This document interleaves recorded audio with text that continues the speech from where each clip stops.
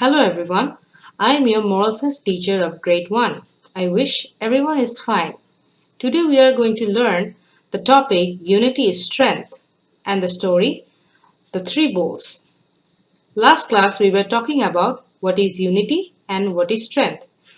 Today we are going to read the story The Three Bulls and we are going to learn the moral of the story.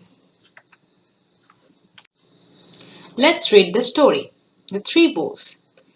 There was a lion. The lion was a very powerful, ferocious, and cunning animal. He kept watch on the grazing animals to kill some and make his food. The three bulls lived in the grazing field and they were always in his watch. The bulls were red, black, and white in color. They always lived close by and grazed together in the same field. Since the bulls were always grazing together, the lion knew that he could not able to kill them so far. They stayed together. Together they were stronger than his own mighty power of strength. The bulls could even kill the lion unitedly.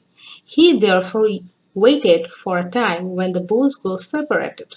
Finally, he made a plan so that it could scatter the bulls from one another and could kill them easily.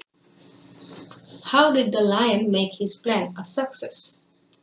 The lion at first talked to the red and the black bulls.